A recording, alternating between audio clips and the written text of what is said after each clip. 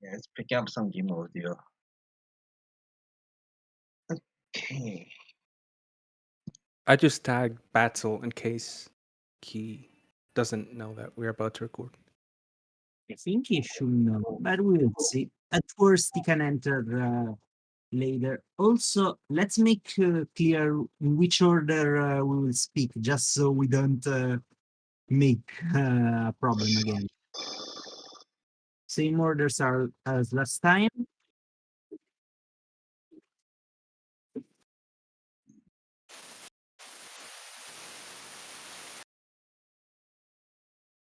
Okay. Oh, that's static, I think. Okay, it's better now. No static, but that was a bit earlier on. Yeah, right now there's no static, but there Yeah. was a couple of seconds of it. Hey, we're doing great. All right. I am right with these orders, so long as we know if Batzel comes in or not. That's fine. That's fine.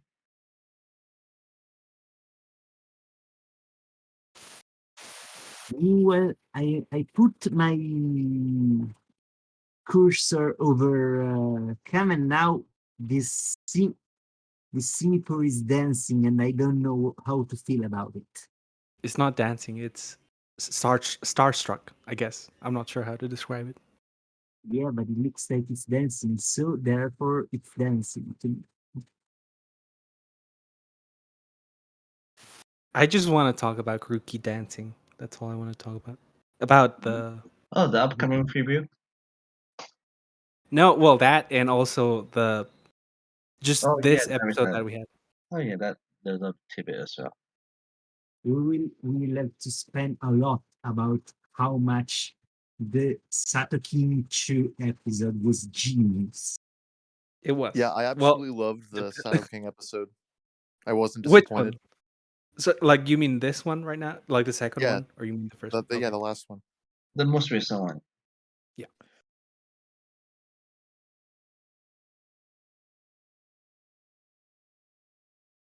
Hold on. Do we need an announcement? Another, like, for the Discord?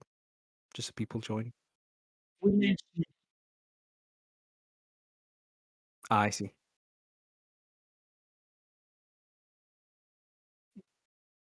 Yeah, just like we're starting now, something like that. That's a good thing. Yeah, no problem. we haven't started yet, right? Oh, do we need an announcement?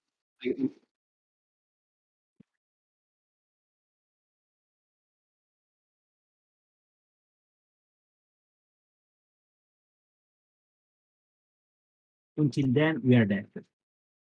If we aren't live.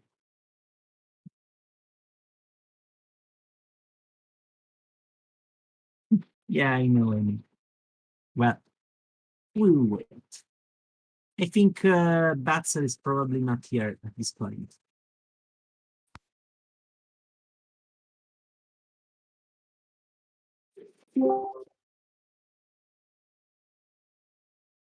Hey, Darman. Just saw you joining. All right.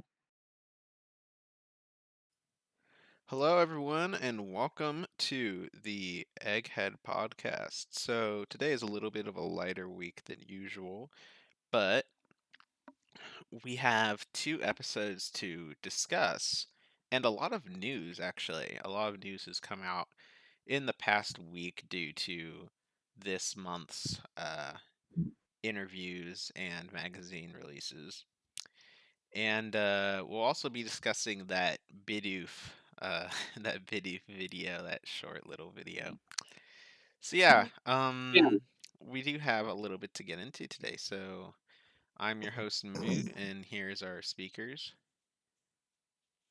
Hello, I am Gerard. As usual, I am your professional overthinker who likes to speak a bit too much. But it's always a pleasure to be here. Yeah. Hey, y'all. I'm Prime Cam, and I'm just happy to be talking about Pokemon again. Greetings and many great hellos. I'm still Cotton, and I'm still happy to be here. And I'm still Genesis. Last I checked in the mirror. It's great to be here as well. I've had the week on my end, but it's great to relax with everyone here. All right. So, Just us. in the past 2 weeks, we've had 2 episodes. We're nearing the end of the typical beginning of the year filler block, but we did actually have both episodes. I think were pretty good. We had episode 96 about Sophocles returning, and it was quite a heartwarming episode. I really enjoyed it. There was a lot of interesting I guess world building. As a physics major, I really liked the episode for the different things it did. And it did a lot of good things for Sophocles too. I think it was one of the better return episodes we've had in Journeys. So, what do you guys think about it? It has Sophocles in it. 10 out of 10. There you go. He put it well, however. I really liked it. As I said the last time, Sophocles is one of my favorite characters from Sun and Moon. I didn't really think this episode did it justice. I'd like to go more in detail, but I'd like to hear what everyone else also thinks about it. Well, You can it go first. was. Yeah, I was just gonna say that I just watched it last night, and it was a pretty wholesome episode on the whole. Something that really couldn't have happened in previous series this way. In the sense that it's a one-off. It's sort of like a character of the day episode, but for a returning companion, right? So this really could have only happened in Journeys, which is cool. And it really didn't do that much, really. It did leave a good impression, but it's about that, like nothing more than that, I guess, for me. Still a good episode. I liked it for the world build. Well, first of all, for how heartwarming it is and how it featured Sophocles in a good role. But I also liked it for the world building aspect of using Ampharos to guide satellites. Like it feels like a natural escalation of its Pokedex entries that states that it was used as a lighthouse beacon. They're taking it to the next level and using it as a beacon for spaceships, which I think is pretty awesome. Yeah, that was pretty interesting, I think.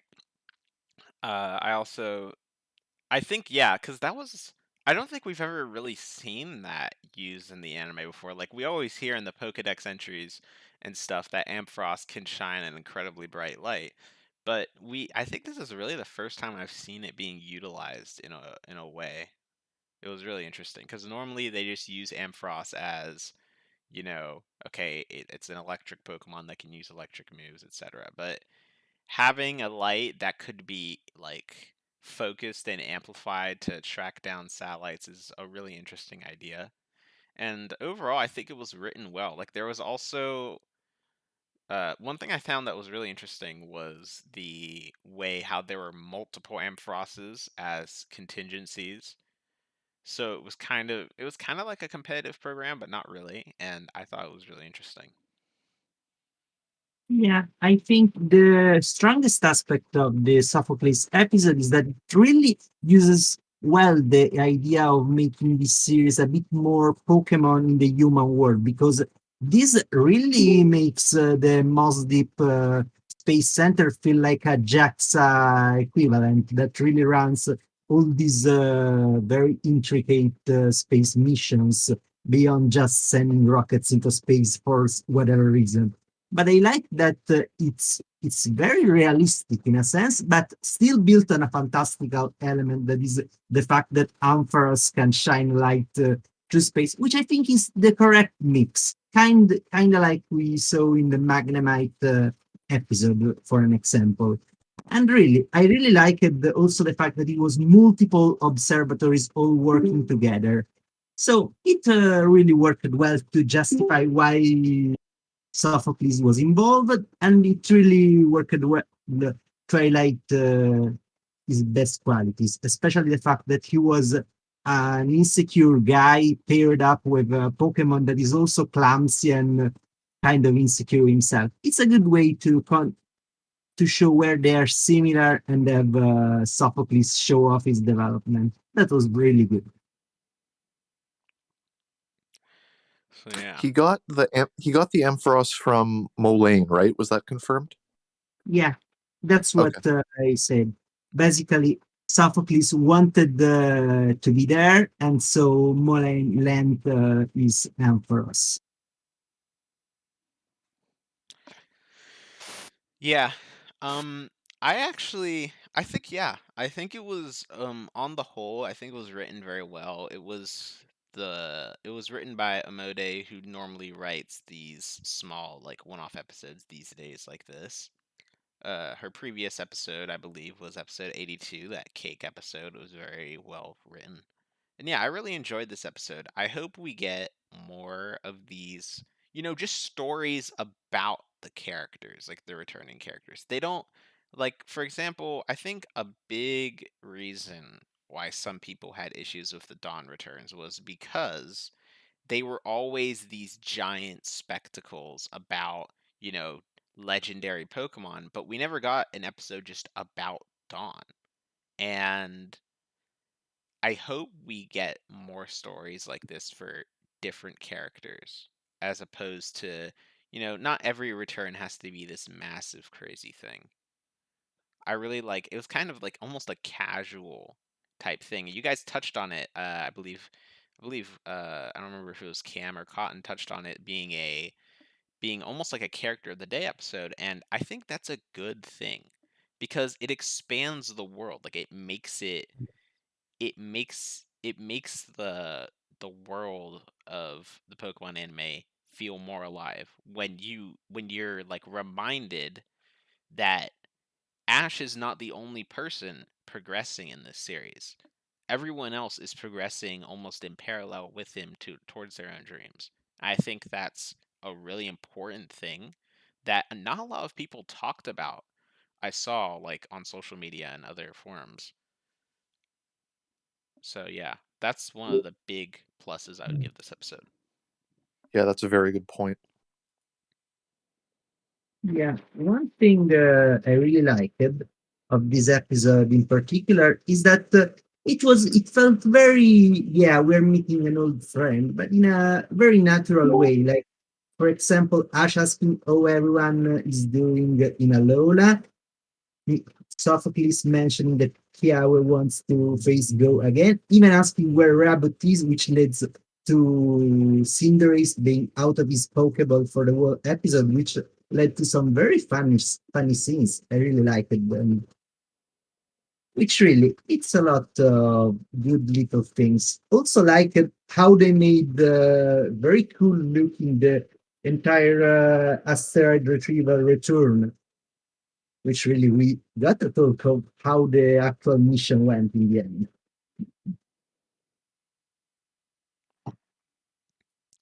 We also had at least a quick scene with Raichu, Ghost Raichu, which was a cute scene, but really nothing more than that since it was a quick scene. But I did like another aspect of this episode, which was that we saw Sophocles sort of taking command over this, at least for a moment, over this, I guess, space control station, something like that. And it was cool to see him sort of being on the handle of that um, amount of people, I guess. And also the fact that they explained that, hey, we brought kids here over. It's not like he's working with us like in the same level, I guess. He's a kid in his, but he still Yeah, did something big. Yeah, he's just assisting with the project. right. Yeah, I And mean, then when the crisis happened, he had to take control because of his expertise with robotics and stuff like that. yeah, yeah. If I had to chime in, it really does feel like a classic episode in that sense. Yes, it's like, I mean, they are technically kids, but we are treating them, as equally competent as the adult characters, so to speak. Yeah. That's right. Yeah, Definitely not they're in terms of how it used to be back about a couple years back. So just like with that some sorts of I guess. Personally speaking, though, I would say I really liked the way it was framed, where in the end, initially, Sophocles just needed to help with the care for Ampharos for something very simple, which makes sense as a get kids interest in space thing. They give them something important but relatively harmless that even if they screw up, as we see happen, it's not something that dooms the mission. But in the end, as Cam said, he ends up saving the mission with his own expertise. Because one thing I wouldn't say I didn't like, but that I had a bit of a problem with in Sun and Moon was that while we had this space dream for Sophocles, he couldn't really do a lot with it beyond preparing himself to become an astronaut one day. While in this episode addresses that because it allows him to do some space things directly, which was very good and a nice way to progress his direction as a character, which I really liked. Also, really, my favorite scene in this sense is the one where he admits to Ampharos that he also screws up a lot and he also isn't always calm, but he knows that he can power through, which I think is very inspiring. It shows that even if he's not someone that is always never give up, he always tries his best, which is something that was a key part of his development in Sun and Moon and was really used well here. He's a little kid trying his best, and I can respect that. All right. So, anyone else have any comments to make about the Sophocles episode before we move on to Sato King? let's see him again sometime. Yeah, I definitely want to see him again. Perhaps we can get another Alola Gang episode that's maybe two parts instead of just one episode, so we can get some more expansion on all the different characters in Alola. Because there's a lot that it's too much to really get through in 20 minutes, which was a massive flaw, I believe, in episode 37. So hopefully we do get some better uh, and more Sun Moon like Alola episodes It because it would really be nice to see the Alola gang used for something other than just like, oh, here's Alola. yeah, Yeah. pretty much. Then again, I'm not really sure what you could really do with the other characters, to be honest. I I mean, mean, they like, could do a variety of things. Really, they could do almost anything. Like there's a lot of different things they can do with them. And yeah, it wouldn't really work for more than one or so episodes to have like, kind of in the Sophocles style of expanding cuz some of the other characters don't have like that much like structured goals as Sophocles does. But it's possible at least for one episode, I believe. They could show Mallow like working on a restaurant or something and all kinds of things. yeah, It would I mean, in the sense that, you know,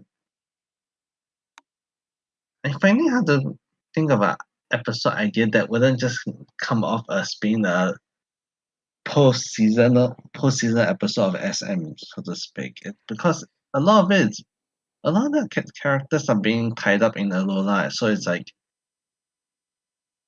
do you want to make a detour back to Alola again or something? And I mean, so this is you kind of the have exception, to stuff be like honest. Sinnoh getting I don't know how many episodes, like 8 in the past 5 months. I mean, in the fairness, that was justified And because they are doing promotional yeah, stuff for this. yeah, they Uh, are. But yes, and they're not promoting Alola now, right? So it's a bit harder to justify that.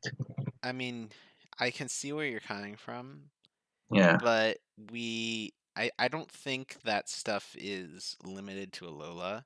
I think they've kind of done that with other regions too. Even if it was for promotion, it still happened, right? We still did get a detour. Mhm. and we still did get detours towards like how many random Kanto episodes have we had that that didn't really do anything for the plot in any way. They were just kind of there as Kanto episodes. Well, if you want to have Yeah. these character of the day Kanto episodes, well, you could do them in other regions. Like, I mean, it doesn't have to be just Alola, but it could be other regions as well. But considering that Alola's only had like 2 episodes out of 100, I don't think another episode would necessarily be considered like a detour. I get where you're coming from. I guess maybe it's just a personal opinion thing. I would Oh yeah, feel that's the fine. it's a bit too recent to start bringing them back, so to speak. Okay. Yeah. Well, in any case, let's move on to episode 97. So, I mean, I don't know how much you guys really want to talk about this episode. It was very A lot. entertaining, but I mean, that's pretty much all it was. It was just like another lucid dream of Pokemon journeys for 20 minutes. You're I right. Like honestly, it was. Sorry, go ahead, Diamond. Yeah, Oh. Cotton. Yeah. I was gonna say, I really honestly liked their portrayal of Galarian Slowking, like how the Pokedex tells that it uses its psychic powers by like chanting magic spells, and they interpreted that as it just constantly raps, and it has like a whole little band that it gets together, and it just travels places planting these trees. And it was just such a silly and wholesome interpretation of an honestly pretty creepy looking Pokemon. And it was just a fun surprise to see it just be so friendly. Yeah. um. So, like before anything, like what Mood said, it was an acid trip, but it still had sort of like a classic.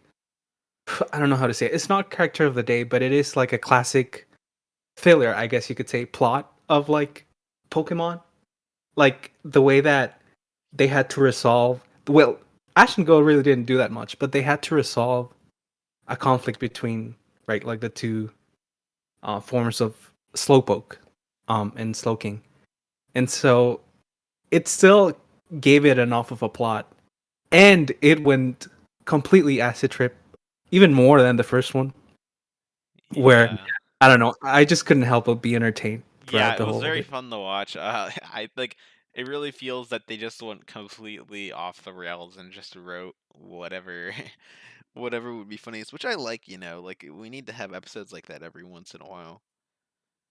I also liked how they acknowledged the previous trip to Slowpoke Island, like it wasn't a self-contained acid trip of an episode. They actually called back to it in this episode, which I was for some reason surprised to see. Although in hindsight, I don't really see why that necessitated such surprise. I mean, in fairness, that episode was really wild, so to say. It was most certainly an acid trip. It's just Yeah, finding out that they had taken this concept of this acid trip and made it a full episode.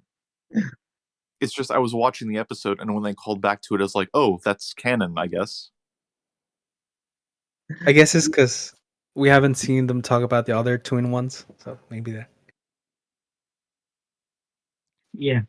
In the end, I really agree with Cotton that really something that really makes this episode is really the portrayal of the Galarian Slowpoke line, especially Slowking, because something Cotton didn't mention is that they travel to spread these Galarian nut seeds on a psychically floating island. That tells you everything about this episode. It doesn't take Yeah, itself seriously at all, and it's glorious, really. I am usually the guy that dissects you everything about the narrative of an episode. I can't do that for this because it's just chaos from beginning to end. Well, the beginning is a bit slow, but being a bit slow is kind of like the slow point. poke, so it works. Yeah. But yeah, I just found it really cute that it's like Slowking and his and his gang are just on this quest to spread the word about their favorite food and want everyone else to enjoy it. Yeah. It Mhm. was a kind of bizarre conflict, but an even more bizarre resolution, as we will definitely talk about. But it was fine. It worked, and something I liked is that even if it follows after true enough an episode, pretty much. It doesn't feel like just more Satoking, so to speak, and it doesn't feel like it overstays its welcome, which I think it's a very good thing. It doesn't feel like they did it just because the first Satoking episode was a meme, and so they needed to exploit the meme, so to speak, even if they absolutely exploited the meme. I did want to ask you guys. Before the episode aired, there was a lot, even in the Anipoke Twitter, um, a lot of talk about the voice actor for Galarian Slowking, and while I think he did a great job, with the way that he was, I don't know, kind of making the chant for Yeah. bringing the nuts. I think that was pretty funny. But what is significant about him voicing Galarian Slowpoke? Because I wasn't really familiar with him, I can and I think his answer name that is if you want. yeah, I Pretty think his much name is is, Ab- um, is Abadarero-kun. pretty much a celebrity from the companion live action show that airs on Sundays. He's been in the anime before. For example, you know the kind of bold schoolmate of Sun and Moon, the one with the mad bray that appeared also in the first Alola League episode. That's also him. Pretty much, he's a recurring celebrity, kind of like Shoko Nakagawa. I see. So, I mean, yeah, I think he did a great job, but like his role was only for Galarian Slowking, right? He didn't really have an input when Satoshi was possessed yet another time. Yeah. Speaking of something Cotton mentioned about it, I really like it that while they do acknowledge the previous episode, it's like Go going, oh no, not again, and Yeah. immediately going extremely worried about how Ash must be and wanting to help him out. It just shows how much he cares. And really, I can agree that relieving Sato King must be a nightmare from the inside, so to speak. Yeah, trapped in his own mind. Oh, something I was wondering by the end of the episode, if Galarian Slowking are spreading these trees, which are the diet of origin of Galarian Slowpoke, does that mean that when the normal Slowpoke start eating them, they'll become Galarian Slowpoke because of the change in diet? Maybe Ooh. not for one-off thing. I don't know if you think about it, like these forms, I don't think that's something that would happen like within one generation. Like that would probably take several generations to happen. Well, But yeah, probably but because that's how maybe. evolution works. Well, yeah, But but because it's just, but I think it meant the Pokedex mentions it's like just a buildup of like the chemicals inside the seeds yeah. and that end up getting like secreted through the tails. Mhm. So I'm just wondering, like, is that like an evolutionary change that would need to take longer, or could it happen relatively quickly? I think you would from my knowledge of biochemistry, I think it would need to the slowpokes would have to evolve like the systems necessary to store and secrete that stuff, which would take a little while Oh, yeah, probably. because I So, don't what think I regular slowpoke have that stuff like built in. So I wanted to say, so if I gather it well, so you're saying this is basically the most wholesome assimilation plot ever put in anime, pretty much. Yes. I No did. matter how many generations it does take, there will be more Galarian Slowpoke in the world. eventually. Oh my And gosh. eventually they would all battle it out for supremacy through a rap battle, which is something we need to talk about.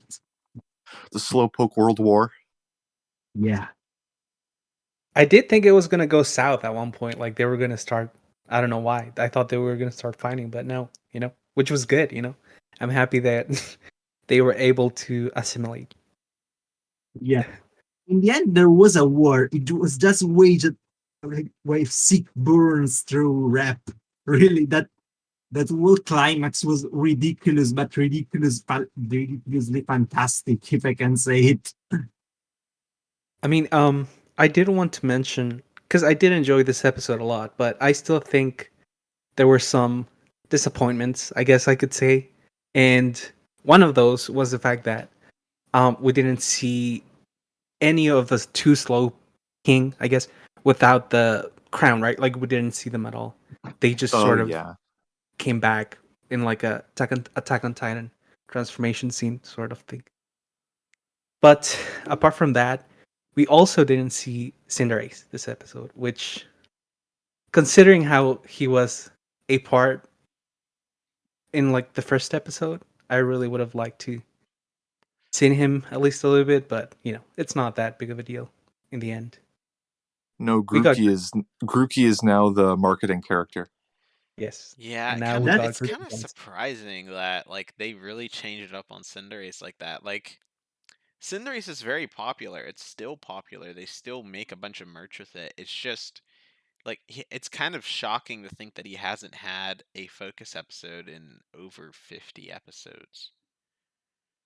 I feel in the end, the reason is simple. His character development is complete as a character, and usually, if a Pokemon evolves all the way, it starts to appear in a recurring fashion. So the problem is that he evolved very, very quickly by this series standards. So now this will usually happen toward the end of a series, but since it happened very early, it's very noticeable.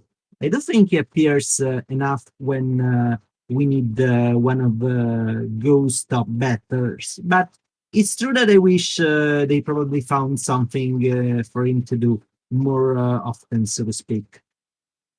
Hmm. So yeah. Who Uh who any did you other guys have winning the rap battle? Yeah, oh, I thought Ash was gonna win. we You can't thought avoid he was gonna win? speaking of the rap battle. So really, I was something before we speak of Galarian Sato King and Galarian Go King, no, not Galarian Go Kings. I mean, the two kings, pretty much. The, I love the fact that during the rap battle, you can listen that Grookey is singing along to the beat too. Rookie. Like that. It was Right at the adorable. very end, if Oh, I'm not nice touch. mistaken, as well. Yeah. But I really, also really like I also really liked how Sato King started letting off his psychic powers during the rap, which is supposed to be how Galarian Slowking uses its psychic powers. I just thought that was a neat detail. yeah, in the end, this battle was two Shelders having a giant ego stroking contest through two eternal 10 years old, pretty much. That was all the Shelders. I really would have liked to see just more continuation of, or at least a little bit more of a scene with Pikachu and um his Ash in that form, because we did see him be like disappointed or mad in one small scene when he was when Satoshi was still out rapping. He was already done with it. I just would have liked to see more Pikachu. Well, I mean, we are gonna see more. We're gonna see some good Pikachu stuff according to these interviews in Journeys 99. But I Maybe thought that's come later, I think. I But thought you yeah, were gonna say we were gonna see more Satoshi King. Oh, well, we No, might see more of I that don't think the too. voice is They part might of do. that. They might do one more before the end of the series. I think they've tapped And out an with this entire one. series of Satokin. It's necessary at this point. We need to This know is how. this is the Ghost best will, arc. Go will miss out in either Slowbro or Slowking, so he needs to catch another Slowpoke. That's the plot of the Yeah. So third. hold on. So, If a Shelder ends up biting Go on the rear, does he become Slow Go? Or Go Bro? Satokin Oh wanted my god. try it last time, so probably yes. Probably Go Bro. Because Go is always a bro. Yes, I know that was terrible. I'm sorry. So, No apology happens. so did you guys think that the udon curry would have tasted good? Well, Would I it I've have have never would had you have either, tried? so I can't tell you. Udon curry, dude. I don't even understand how that even works. Most of the time, the udon's cold. Yeah, we Like, need to and settle curry is this. hot. So So it would be lukewarm? yeah, It's an udon soup. it would be like this weird, like salty puddle. It would be. Udon is I'm not looking forward to having that combination. isn't udon hot also? I mean, Something yeah, you like can have hot udon, but like most people like it cold. I've only had cold udon. I don't know what hot udon's like.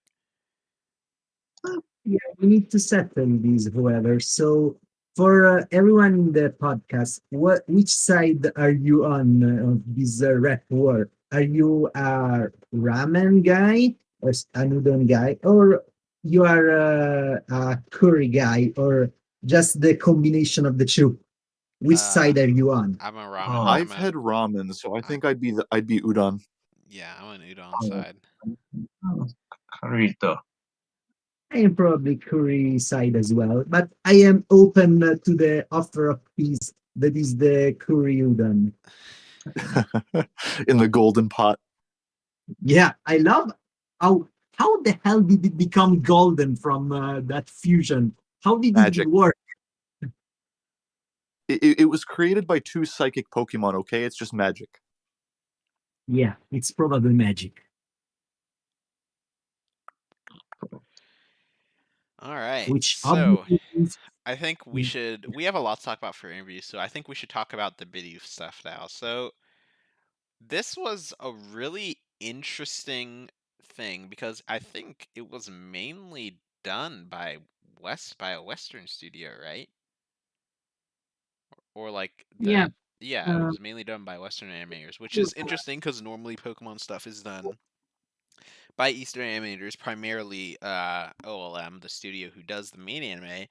They also end up doing the specials too most of the time. But this is done by a Western animator, and I think it was really, really good. Like, it was really well done, and it was just soulful. Like, that's the best way of describing it. It was very good. So, what do you guys think about it? The it was only an thing I know about it is that meme with the Staraptor. it was great. Every Pokemon was very expressive in that short, but really I liked how it conveyed the whole story without even a single word from any character. It was just visuals, and it really carried itself very well. It's just a wholesome story about a little guy that wanted to be the very best, but it's pretty much one of the most useless Pokemon, but eventually proves his worth through qualities he showed in the whole episode. So really, it's great. It's funny. It's charming, and it doesn't overstay its welcome. I'd love to see more of these little experiments, so to speak. It's kind of like a Western sort of Poketoon, so to speak. It's in that kind of style.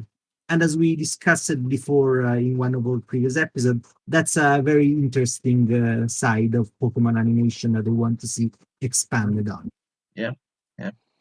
Well, I think there's also something to be said for it being underdog story more than just one sense, because it's like we all know all about the Bidoof memes. It's like it's a terrible Pokemon. No one uses it in competitive, that kind of thing.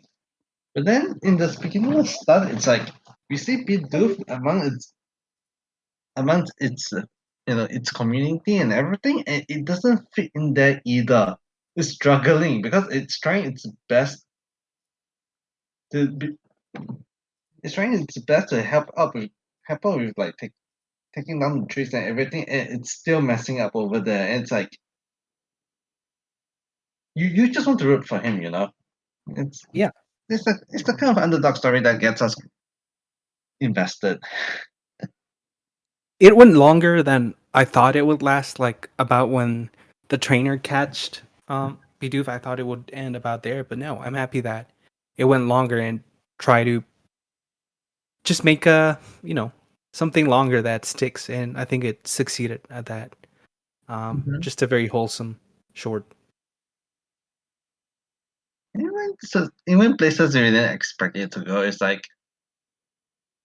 I think one of the funnier bits was about the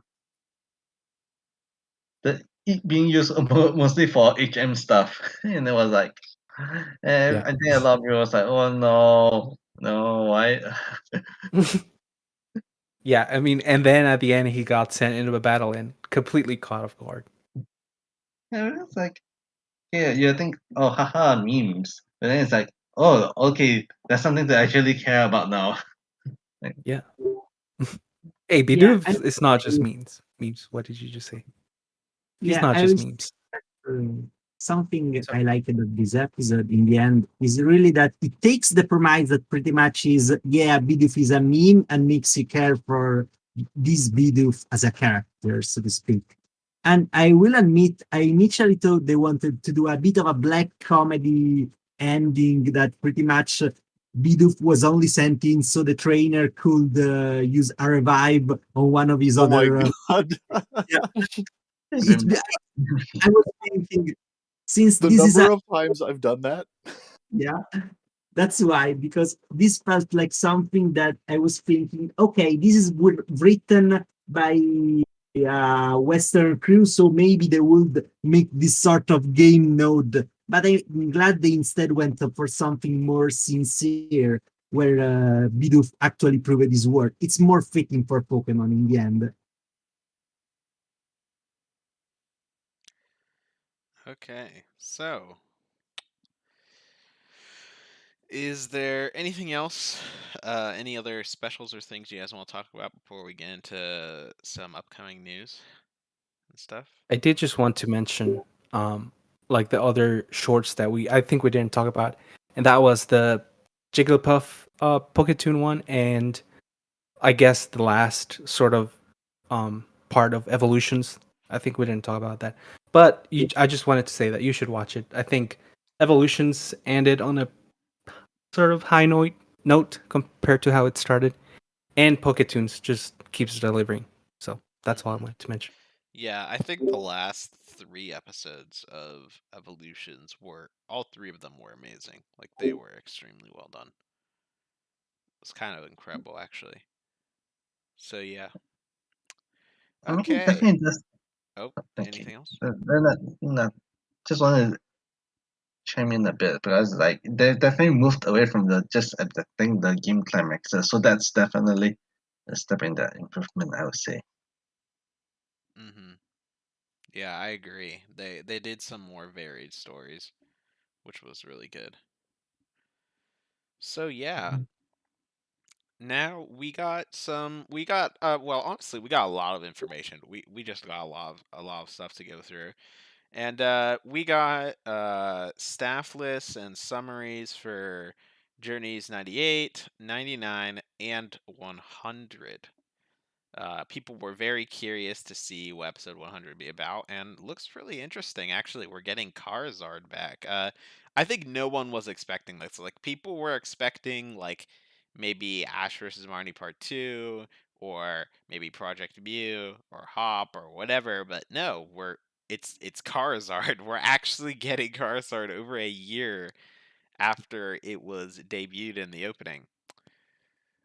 So I first, agree. so we're gonna go in order. Okay, we're gonna go from Right. 98 to 100. So Right. I'll read out the summary and then we'll discuss it. So, episode 98, the Pokemon Circus, Flareon and Jolteon. Ash, Go, and Chloe visit a Pokemon circus where they meet the two performers, Karen and Billy. Karen loves fire types and Billy loves electric types, and they both intend to evolve their Eevee into a Flareon and a Jolteon, respectively, before the upcoming performance. However, they accidentally evolve the two Eevee into the opposite evolved form. There's not much time left before the curtain goes up. Can the performance still play out successfully? So we got Oh, a that kind of remind. Oh, sorry. I'm almost done. So we did get a preview of this, and we did see that Ash, Go, and Chloe will all be participating in the circus. So just keep that in mind. This is the first time I'm hearing this plot summary, and my immediate thought was that it reminded me of that one uh, advanced episode with Huntail and Gorobus. Dude, I have that episode on DVD, dude. Ooh, that's the cut. I like that episode a lot. It was really good. I've got fond memories of it. Hmm. I think I also had the DVD, honestly, now that I think about it. Yeah, it's really weird. I only have like the first 4 movies of the stuff on like DVD, and then I have randomly a set of 6 episodes of Advanced Generation on DVD, and one of them is that episode. Huh.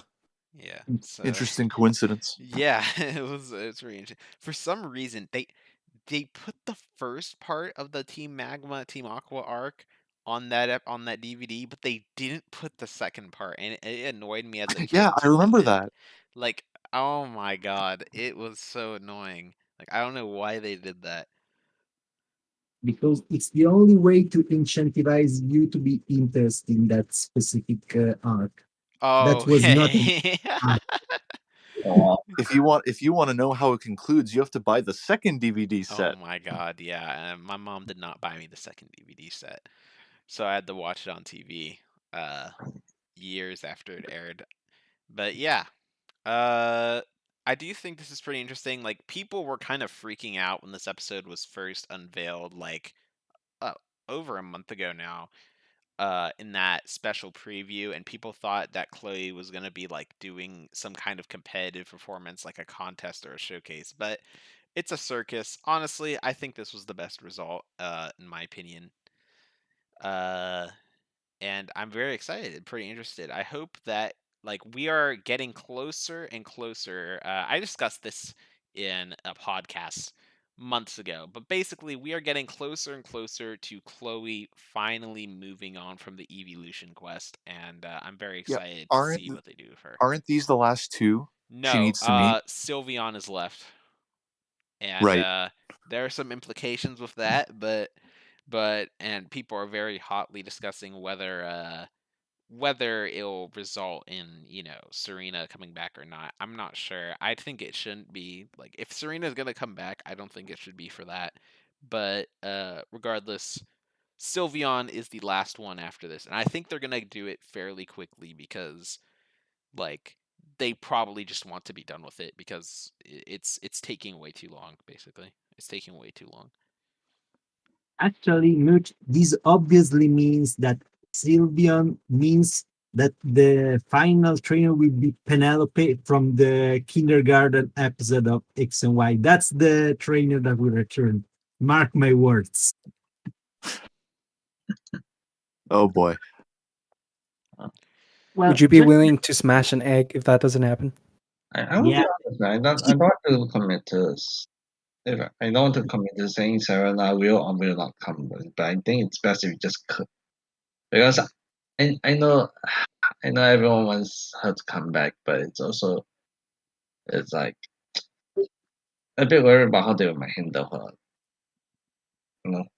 Vero, honestly, that would be a fantastic bait and switch if that were to happen. Like we start the episode with Chloe wanting to meet Sylveon Ash says, "Oh, I know somebody with a Sylveon," and they go to Kalos, and it ends up just being this kindergarten teacher. Oh Oh, man, people will be so mad. that will be a disaster. But this fan base can be a bit of a disaster in general, so it's probably fitting. But yeah, I would like to point out something, however. Given we are sort of speeding up in doing the evolutions, I noticed that this means all the major meetings, if Sylveon happens very soon, will have happened under this opening, so to speak, which is interesting to realize. Yeah, I'm gonna talk about that opening in when we discuss episode 100 because Charizard and also Sonia are showing up too, and we'll talk about that. We'll talk about that later. We'll talk about that later. But you're correct. Yeah, it's very interesting that they actually are coming true on the opening. People were assuming that a lot of that stuff at this point was just, like opening filler, like just stuff to put in the opening, but and not Or really indicative of the series, but it turns out, yeah, they're just doing all of it. It just took a really long time.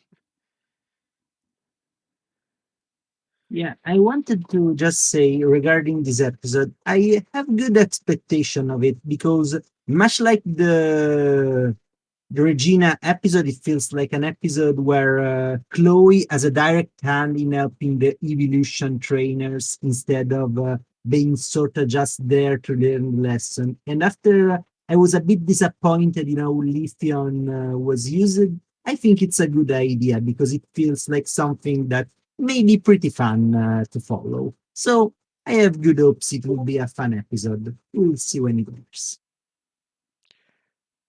Okay, so episode 99. So this is going to be the major thing we're going to be talking about today.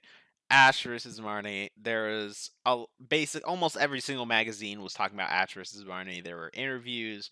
There's tons of new frames, and we got the uh staff list for it, and it was very interesting because the XY director, Tetsuo Yajima, is storyboarding this episode. And it kind of makes sense because I think the first thing I noticed when I read Spoon 2DI like 2 weeks ago was how good the framing was. Like it almost looked like I was watching like a special or a movie or something. It was kind of crazy.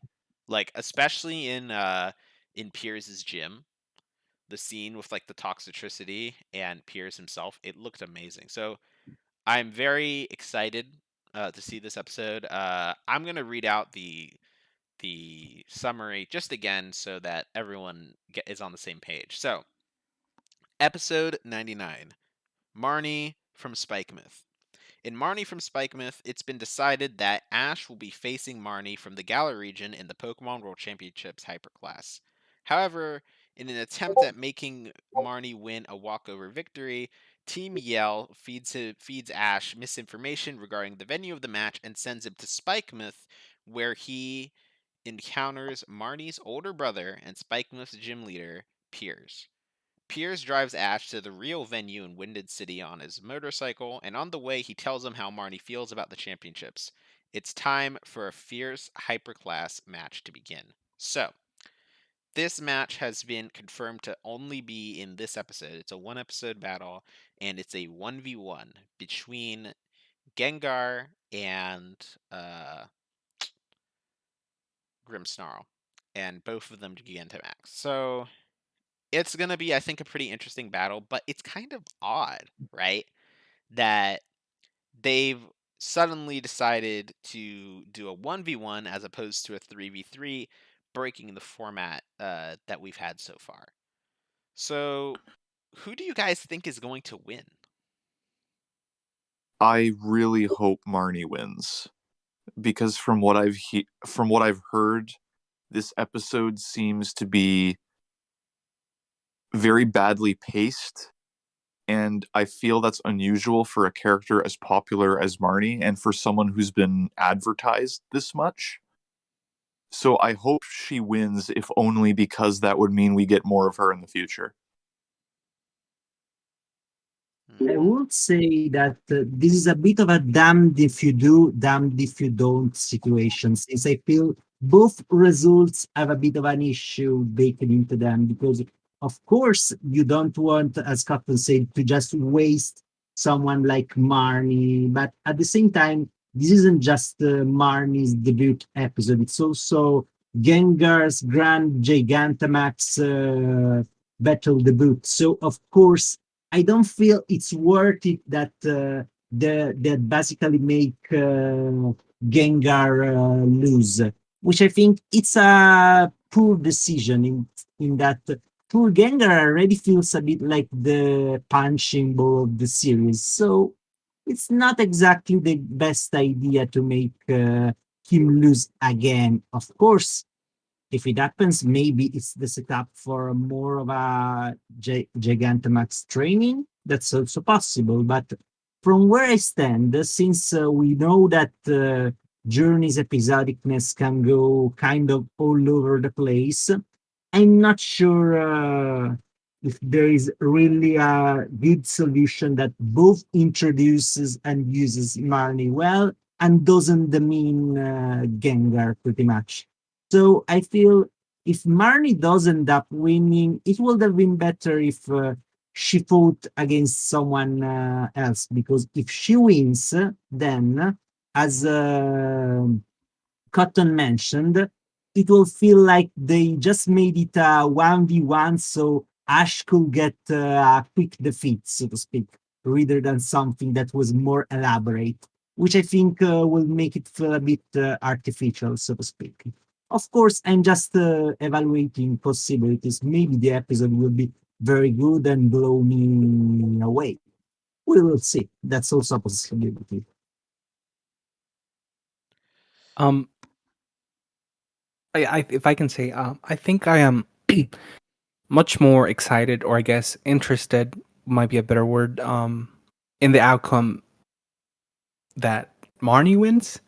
I think I would be interested in seeing how they handle another Ash loss because I don't think they will handle it the same way that the first B loss was. But still, it's just a possibility. Um, if Ash wins, it's sort of predictable, and I'm not too much invested in it. But it can it can work as well. Um, Now for the 1v1, it's just a hard thing to rationalize why they would go back. But like Vero said, I'm still hopeful, and I want to see how the battle goes. Hopefully, it's very good. But yeah. Yeah. For me, I have no doubt the battle will look good. I mean, this is the first hyperclass battle that Iwane is not animating, mainly because he just got done animating a 4 episode special. But I do think it'll still look good because we have fairly decent animators working on it. They did previous non-Iwane battles as well, like Ash versus Iris. So I think it'll be pretty good. Um, one thing, uh, one thing I'm expecting that oh crap, I forgot what I was gonna say. One thing that I would say about Gengar is I think he should lose, but on the other hand, he shouldn't. It's really weird. So the main issue with this is the main reason why this is such a weird we're in such a conundrum about this is because Gengar has only won a singular battle on screen since he debuted, which was over 80 episodes ago. And that's why we're in such a hard position about this because he it's kind of similar to how Lucario didn't have much screen time after post evolution and pre mega evolution. So it felt kind of weird that they had a strong enough bond to mega evolve. And now we're here with Gengar. He's in theory a very strong Pokemon. A Pokemon that's fully evolved. He can compete on a competitive level at a high tier of battle. And that means he's a very strong Mon, but he's always been put down basically by an opponent that could exploit his weaknesses. And it was intentionally written that way because, well, Gengar would have to lose so that they could showcase another Pokemon Ash's team. But we're left with this. If Gengar loses, I think he'll forever be cemented as a sort of a jobber, I guess, because he had a power-up episode. Theoretically, he shouldn't have mastered this power-up yet, especially because it's such a completely different fighting style compared to what he's used to. But if he loses after this, and even Alistair is watching the battle, I don't know, like, I don't know what's gonna happen. Like, I don't think people are gonna be very happy with this episode, regardless of the outcome. They've been put into they've put themselves into a pretty bad position narrative wise. I got that. Honestly, I think the best case scenario would be if Gengar loses and then they turn this into like a training opportunity for him so that it legitimately feels like he's earning his strength and like making a comeback.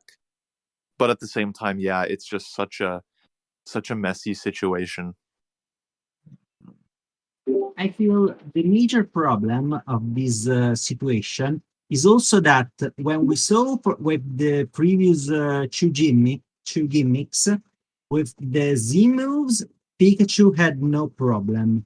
Mega Lucario also similarly had no issues, even if it was a new power up.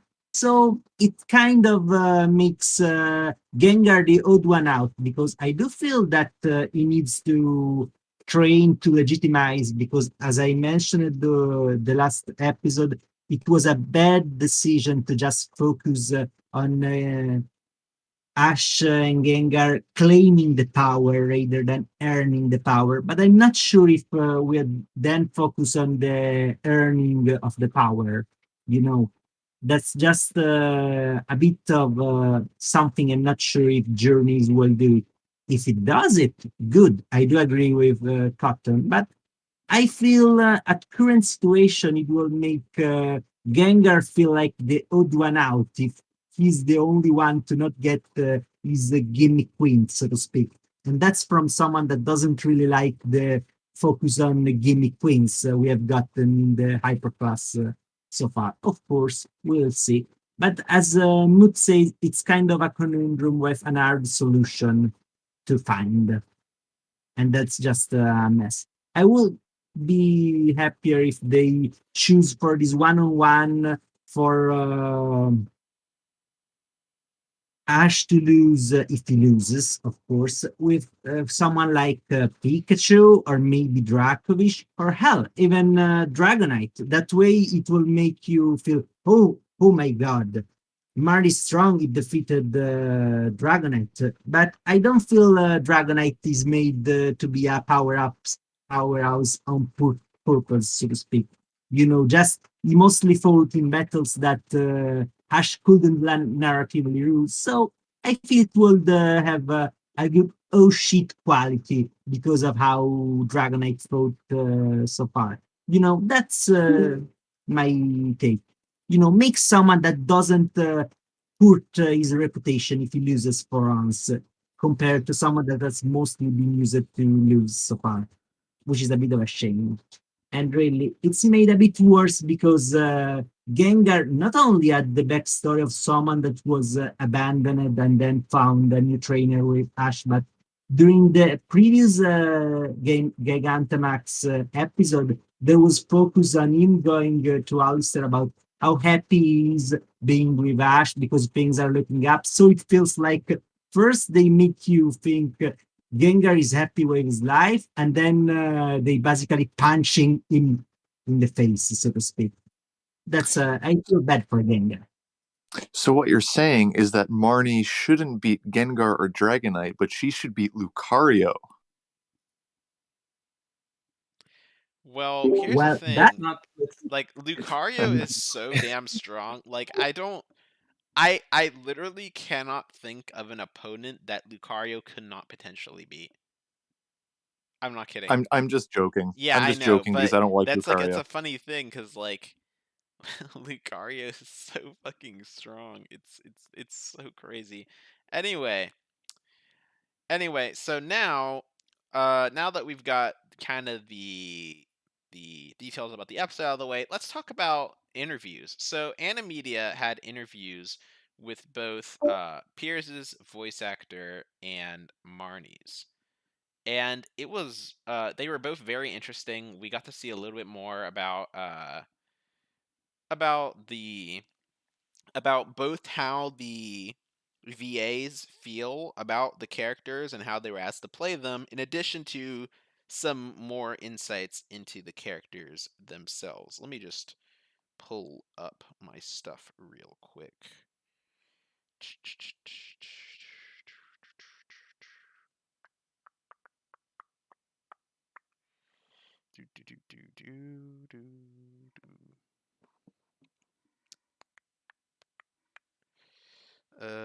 Hold on. Sorry. I just gotta pull up my information real quick. I was on OBS as opposed to.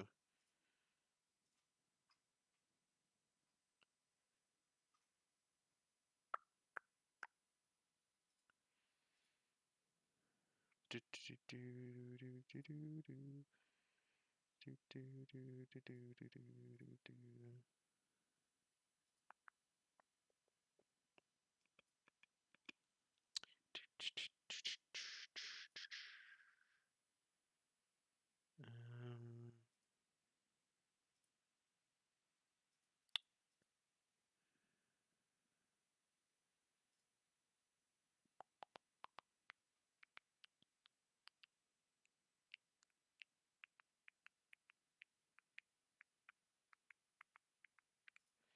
So first we'll talk about Marnie's VA, Yui Ogura, and how she felt kind of about Marnie, like what she thought Marnie would be and how she felt about her when playing her. So originally she thought that Marnie would be kind of like a thorny person due to like her sort of punk-like appearance and dialect, but in fact she's actually a very serious and kind person with compassion for understanding other people she's interacting with, and that she has really a strong inner self, which is really interesting, I think. So she's kind of, yeah, she's a lot softer than people will expect, I think. Some people were imagining that. But yeah. She also went on to talk about how Piers is a very irreplaceable brother for Marnie. They are kind of incomplete without each other. It's that's kind of what she was talking about with that. And that there's a very cute scene with Pikachu and Morpeko in the episode, and she calls it a miracle collaboration. So it's pretty interesting. So I guess we're gonna look forward to some more Pikachu stuff. Angry Tokidamaru noises. Yeah, Tokidamaru is gonna be unhappy. Yeah, so with regards to Piers, his voice actor was very surprised that Piers is actually a person who speaks like politely normally. The VA was under the impression when he first got the role that he would have to scream all the time, but apparently he would not have to do that. So yeah, so he was told by the episode director, to make his first appearance that band scene. If you look at, I mean, I have it up on stream like a 3x3 of frames from the episode. But if you look at it, there's a scene of Piers with the what's this band called? The Magnumizers or something? Maximizers? Maximizers, yes. Yeah. Yeah, so there's a scene with his band, and he was told to make that scene very, very like cool and fierce because he's like in the zone for his performance, but to sort of mellow out after that. So he's a lot politer after, he's a lot calmer, he's a lot more of a normal person. So with regards to Marnie and Piers, he said that Piers really thinks a lot about his sister, and he doesn't like look down on her or act superior to her since he's like the older sibling, but rather Piers and Marnie have an equal relationship with each other. However, he can be, as in the games, a little overprotective or worried about his sister. And one important thing that he stressed was that this episode's story is mainly about Marnie. So we did see a lot of people hoping to see a lot more of Piers in the episode, but that the VA himself says that the episode's mainly about Marnie. Piers takes a step back in the episode. And he also isn't uh I don't know. I don't know how to say it, so I'm just like not gonna say it. So he says that Piers and Marnie have like different feelings about the issue, but both of them want to liven up Spike Myth, which is similar to what they want to do in the game. Spike Myth is a pretty like dreary place that's it's kind of always dark and stuff, and they want to liven it up. And they may go about things differently, but that doesn't mean they're on bad terms. So they have different they go on different paths to doing it, right? So Piers is a gym leader while Marnie is doing the Pokemon World Championships, and they want to do different things to liven it up. Piers will appear to talk about what he wants to do with Spike Myth, which is different from what Marnie wants to do. And he hopes that you'll enjoy a glimpse into the strong parts of Marnie's personality and how much she loves her Pokemon. So yeah, that's like the cliff notes of the interviews. Now, this stuff is just the general ideas and what I thought was interesting. The full interviews are being translated and they're like pages long. So it's gonna take a while, but this is just the general stuff. So what do you guys think about that? All of this exposition and build up for a 1v1. Well, I think this is kind of under the implication that this is not going to be the this is not gonna be the end of these characters. I'm pretty sure that at this point it's kind of I mean, they do this the thing you have to realize is that like with the interviews and stuff, they do this every month for just characters. Like last month it was Cassie and Butch. They had interviews for them too. It's just people didn't really translate them because they weren't that interesting. But this is fairly par for the course. I think the reason why you see so much hubbub about it right now is because the characters are so popular. But this is fairly par for the course with regards to what you said. But yeah. I mean, I'm trying to remain optimistic as much as I can, but I think you guys already know I don't have the best opinion of journeys right now. So it's just I'm not expecting much from what I've heard so far. Yeah. I mean, No. it's fair to say like I could definitely see why you'd feel that way. Like I honestly when I first heard it too, like I was completely I was like, "What in the hell am I hearing? Like is this seriously what they're going to do?" But especially because it was almost for the same reason you said. Like we had all of this hype, all these different magazine articles, all this stuff for a 1v1 and if Ash wins, normally when Ash beats a person in this series, they don't come back. That Yeah, they just or disappear. they just They're, kind they're of done. leave. So if Ash They've wins served their purpose.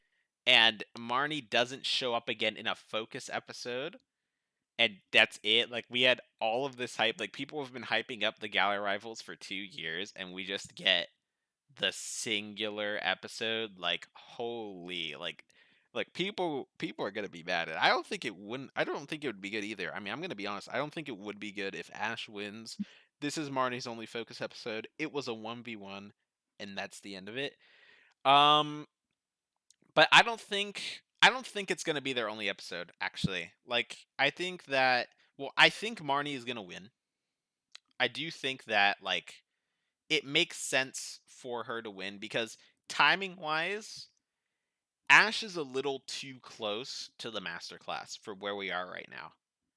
I don't like I'm pretty sure the masterclass is going to be late 2022 and he's already ranked 36. Like that's like even if there's diminishing returns in ranking, that's like 2 or 3 wins away. And if they have a battle like every other month, he's gonna be there by June at this rate, and that's way too soon because they would have to have a massive gulf, like several months of episodes before the masterclass starts, and I don't think that's good for the overall pacing. So I think Ash is due for a loss. Regardless of whether I think the loss will be handled well, that's a completely different story. But I do think Marnie is going to win. And that means that we'll get a rematch and maybe some more focus episodes on her. So I'm optimistic about it with regards to it being with regards to this being their only episode. I don't think that's going to happen. I think we're going to get more episodes. So Well, that's how I feel about it. I wanted to address something that you just said. Then that was about if Ash gets into the top 8 by June, right? What are they gonna do in that time? How about like it doesn't become about getting to the top 8? It becomes about maintaining the top 8. You know what I mean? Like, because how it works supposedly is that the season starts right at a certain date, and then it ends at a certain date. This is my guess. I'm not sure if they ever spoke about it in the series, but it starts at one date, ends at another date, and then the final tournament, I guess, begins, right? So during that time, couldn't they just do the okay, you gotta stay in the top 8. If not, if not, you might not even be there by the end. What do you think about that? Wait, could you Yeah. re-explain that? I was typing something. I'm so sorry. I was typing something in. I was doing something in the Discord. I was trying to set something up. Could you like You're good. You're repeat that good. I again? was I'm sorry. I'm such yeah. an So idiot. Ash gets into the top 8 by June, right? After that, it becomes about staying in the top 8. It doesn't become about getting to the top 8 anymore, right? Like he has to battle Oh, opponents, they but could right, do like that, but I won't think they will yeah, because because they of because of one thing. Without Ash battling, Ash's rank has never changed.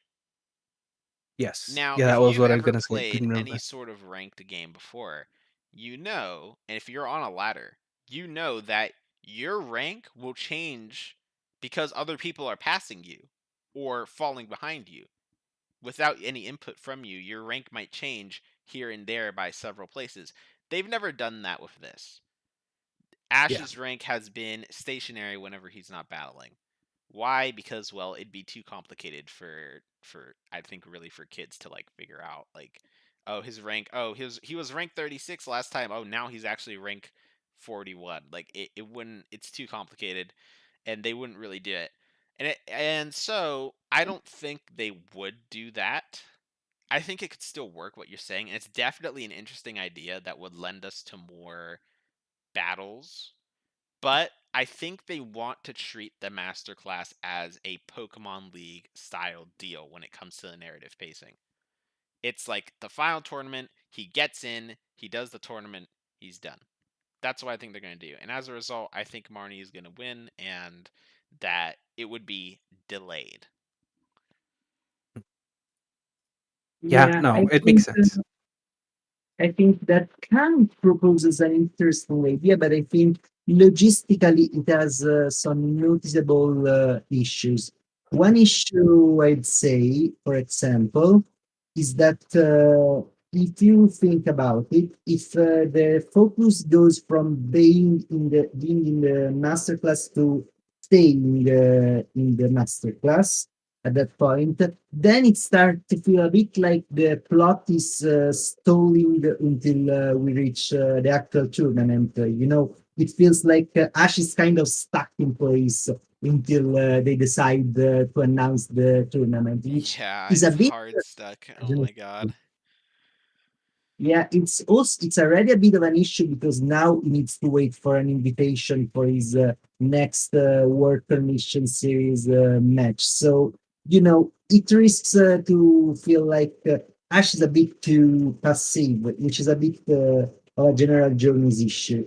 So I think it had just conflated. I do agree with Nick when he says that this is likely gonna be treated as a Ash enters the Masters 8 exactly at the time when the season ends, pretty much. All And right. it's treated as So yeah, Yeah. that's overall I think the info we've gotten for Ash versus Varney, and I do think it's gonna be a decent episode. I think, despite everything, I think basically I don't know. Maybe it's me just like I might have deluded myself over the past few weeks into thinking it would be a good episode. I have no idea. But my original impression from when I first heard about it to what my expectation is now is very different. I think it'll be decent. And yeah, I mean, I'm just hoping for the best. I hope that they're able to find a solution that we haven't really thought of, maybe that will that will uh that will prove acceptable, because the one thing, if anything, Journeys has going for it is that it's unpredictable. And with that segue, let's talk about Journeys 100. So this is something that as I mentioned earlier, I don't think anyone really expected for episode 100 to be. Like, people were really looking forward to learning what this episode would be about, because normally episode 100 in a show is typically in this series is typically something pretty special. Maybe not a direct plot relevancy thing, but something really like a special, a high quality episode. It's always a good time. And this episode is called Close Contact: Leon's Special Training. Ash was originally going to search for Pokemon in the Galar region alongside Go, but an unexpected turn of events led him training with Leon instead. What Leon calls training, however, is actually him playing and interacting with his Pokemon, and while this surprises Ash, he also feels a strong kinship with him. Meanwhile, Go runs into Sonia, who's in the middle of searching for Pokemon on her own, and learns of a surprising side to the undefeated champion from her. So this is seeming like a very interesting episode. I'm pretty excited to see what they've planned, because, well, we do have a couple of other things regarding this episode. I do have another like summary of the episode. This is from Animage, and it's like a little bit of a longer blurb about it. So I'll just kind of read it out. Leon drives with Ash towards the location where he intends to train. He told Ash that they were going to the sea, but they end up in the mountains. So Leon unfurls Yep. his map to try and find some directions. However, even in these dire straits, the champion remains positive. Will Leon change his mind and change the training location? Also goes on to talk about how Leon is enthusiastic about training with his partner Charizard. Ash seems to have imagined a harsh training regimen, but it seems like Leon's looking to have a lot of fun instead.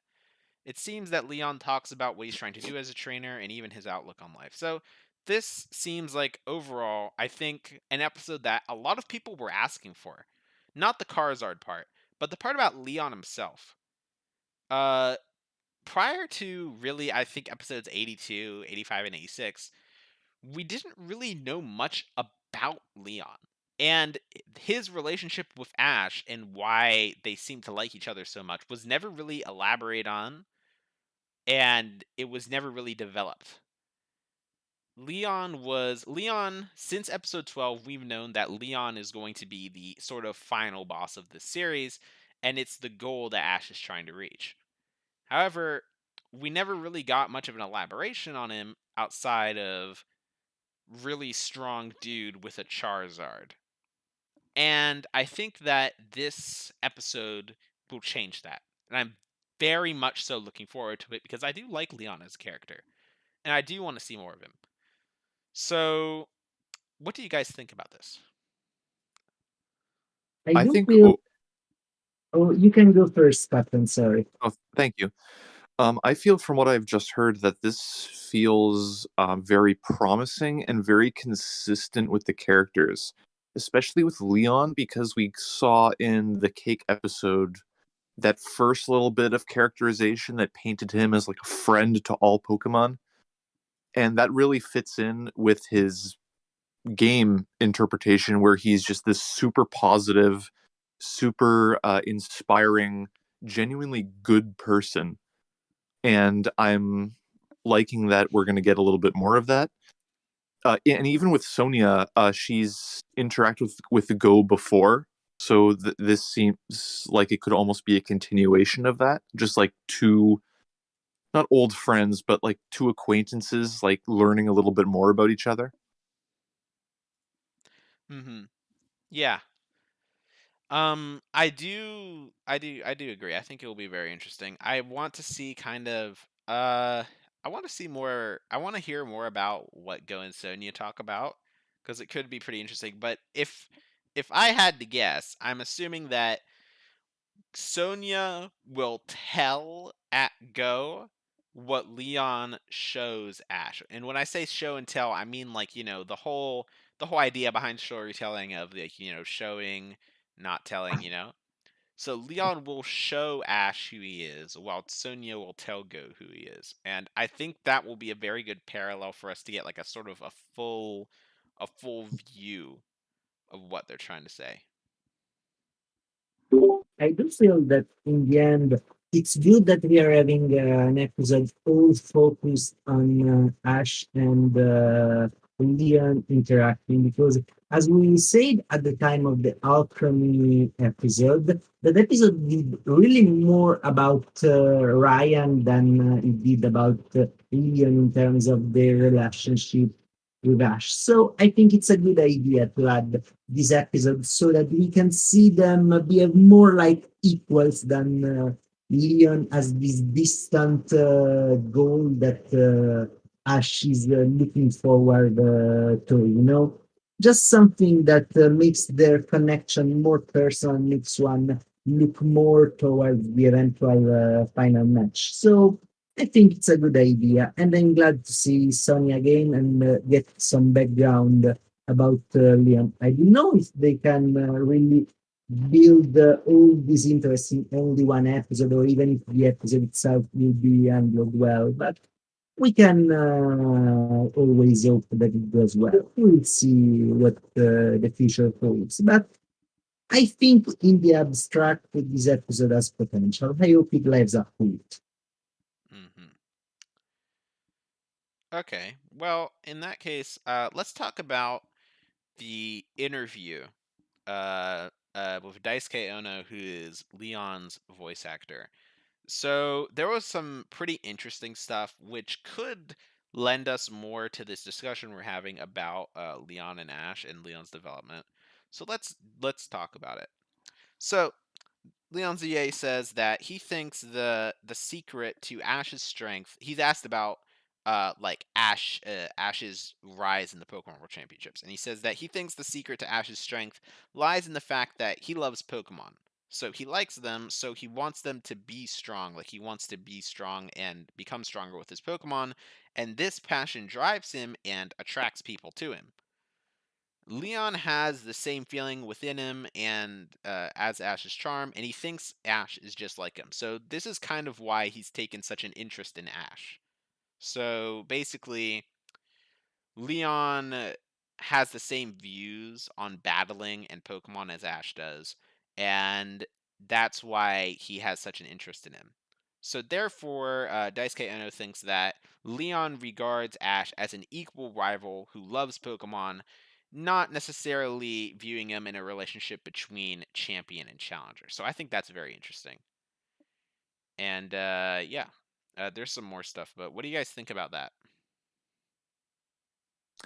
Reminds me a little bit of, even though it's not necessarily a complete parallel, but All Might and Deku, Yeah. where just these two very similar minded individuals, one of whom is this great champion, and the other one is more of like the successor in a way. Okay. Yeah, that makes sense. Um, so continuing on there, uh, so he talks about Journeys 100 yet next, and he says that it's an episode about the contact and relationships between humans and Pokemon, and that there are many warm and even euphoric scenes.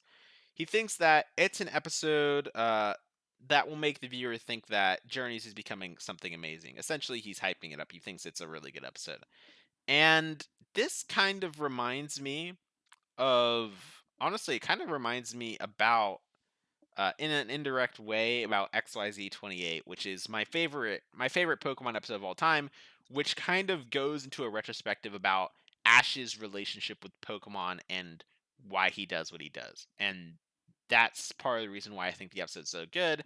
And it kind of is revisiting that same thread here. And I think it could be really, really, really good if they actually go through with it. So he says that in this episode, he thinks you'll see a slightly more natural side of Leon, which is to be expected because he's not really in champion, his champion mode. I guess he's not acting in his capacity as a champion. He's just a random person. So yeah, I think it'll be really good. And he says that he thinks that a hypothetical battle between Ash and Leon would be a pretty fierce battle where the two would collide head on with power instead of trying to gain an advantage using tactics or strategy or whatever. So that's that's pretty. I think that's pretty accurate. So they would just send out thunderbolts and flamethrowers over and over and over again until one of them stopped doing it. Yeah, I think that's pretty funny. And yeah, so he was told by the directors that Leon is the champion, but he doesn't look down from above. So he always comes down and meets people at their level. And that is something that I think is really important. And it's a quality that I think a champion should have. I think Cynthia at least tries to do the same thing for most of the time, but I think I think both of them try to do this, but I think it's kind of inevitable that they create this sort of atmosphere around them, regardless of that. But I think it's a really interesting, a really interesting dynamic.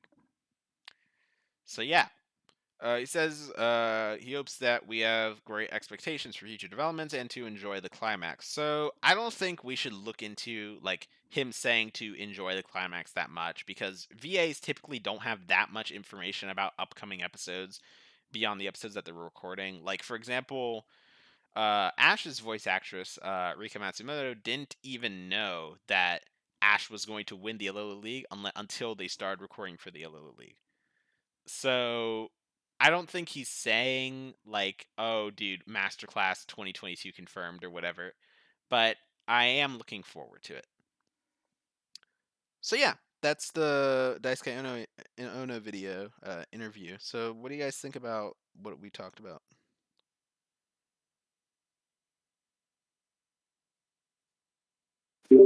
So I think it's clear that Ono really likes to play Leon in the end, and I think it's a good quality for any voice actor to have. And I do think that the idea, as we said, and also as Captain said, that this is more of an intimate connection between both humans and Pokemon, and also between two very similar trainers on pretty different positions. One is pretty much the bee's knees of the greatest current worldwide tournament, and the other is the possible A of the storm as a Volkner holding technique, which I think makes for an interesting scenario. I really hope they don't play it a bit too much as a, oh, they're both dogs. I want something a bit more meaningful, so to speak.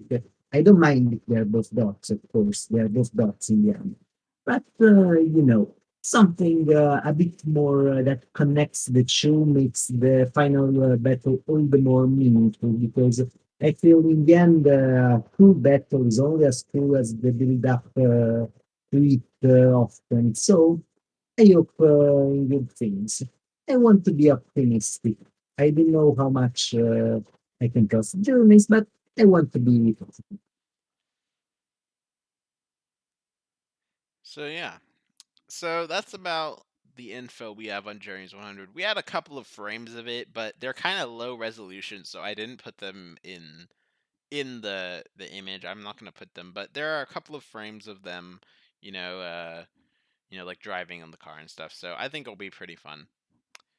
One thing that I will say is that apparently Hop is going to be debuting in a magazine upcoming this month. This is from a fairly reliable source when it comes to this stuff, so I'm willing to trust him on this.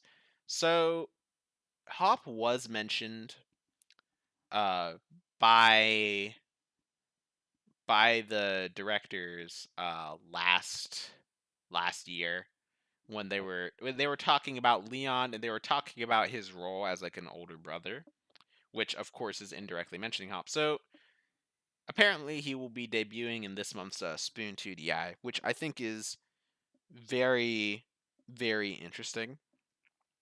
Uh, so do you guys think that Hop, like, what role do you guys think Hop will play in Journeys?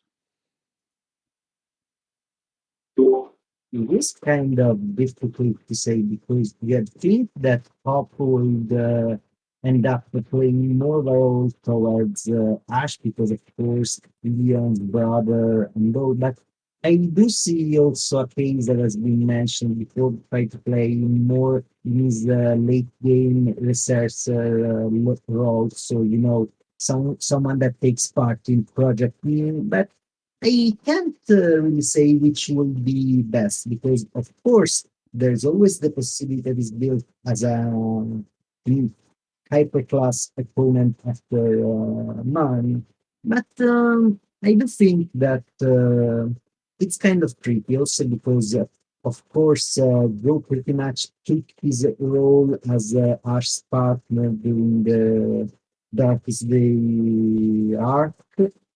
So it's kind of difficult to predict.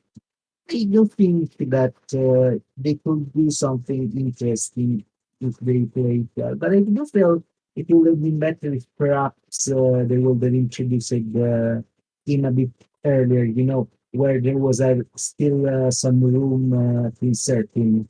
The hyperclass, for example, if we reveal that he's there, it feels like something that should have come out a bit earlier, which I admittedly something I could say also for Marvel. But that's just speaking what if. So I rather focus on what we have now. And what we have now is a bit of uncharted territory.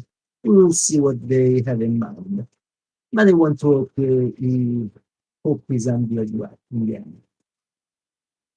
I did want to ask you guys, what if Hop wasn't involved in any of the two major competitions, I guess, like Project Mu or the Coronation series? What if he just was sort of like another aspect of the Leon character, right? And it had I more was to thinking do. the same thing actually.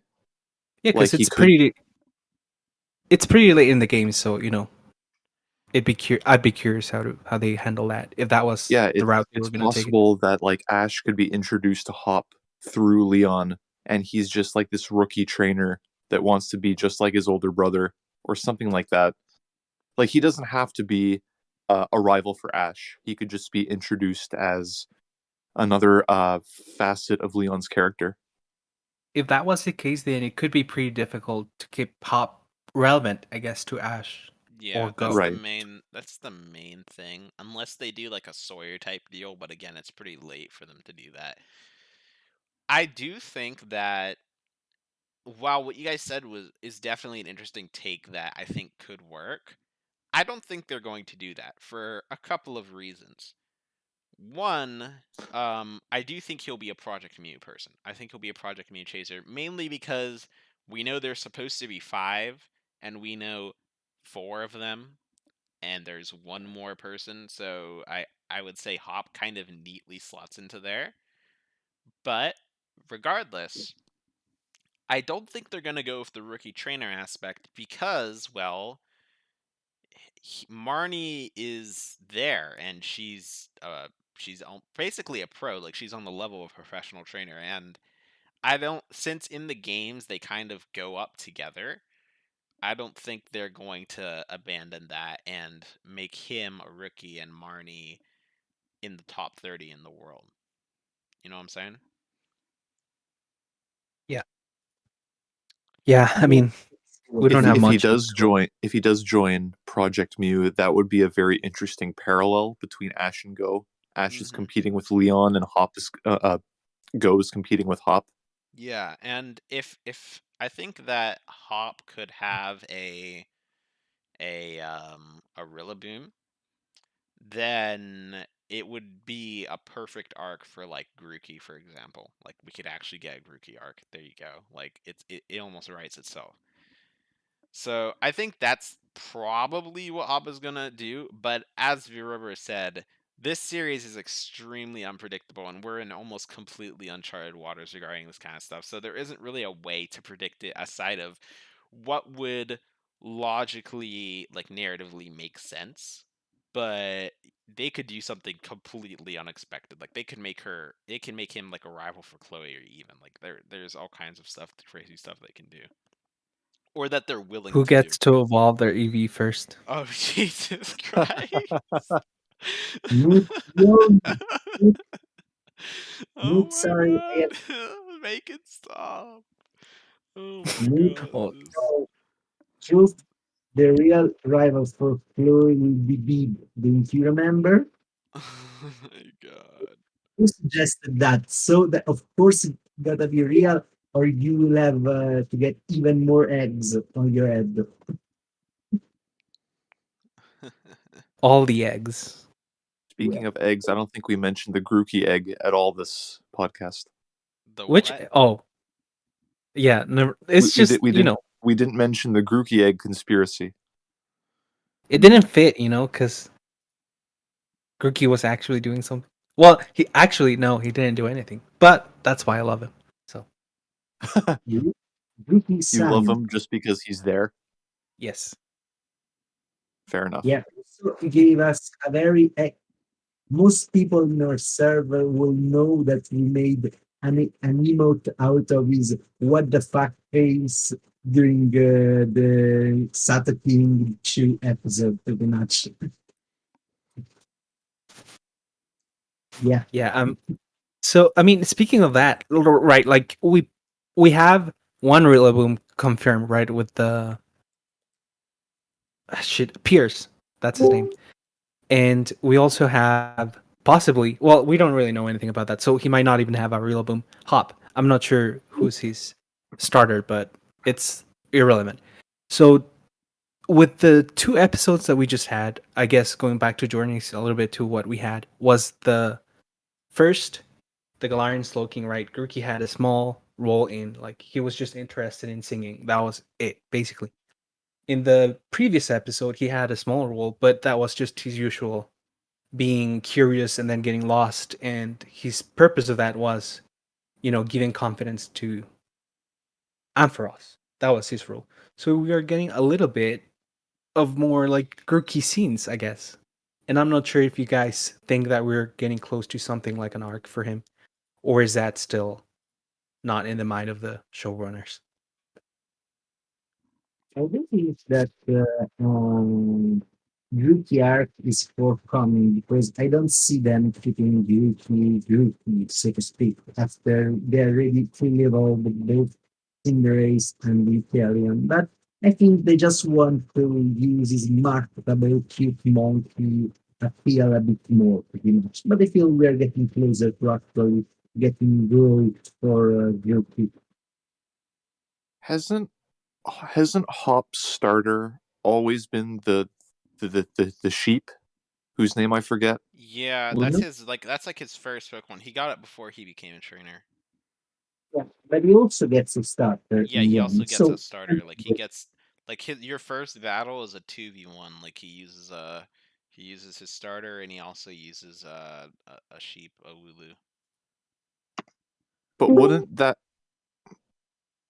I was just wouldn't that make the Wooloo his starter because it's his first Pokemon? Technically, yeah, but I mean, we normally that's like now we're getting to like some like vernacular stuff. Like normally Yeah, starter I is guess. used for like the starters the player has, not his starter. But yes, his starter I technically is guess so. Wooloo.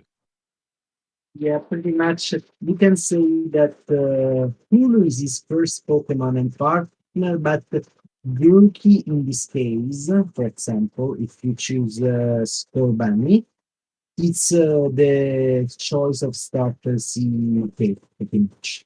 And yeah, it will kind of make sense if he ends up as a rival to go that he ends up getting a Rillaboom because technically Growth started similarly. So, you know, it kind of makes sense in another way, even if, as we know from stuff like how from Sun and Moon, they are not bound to following the games in this sense.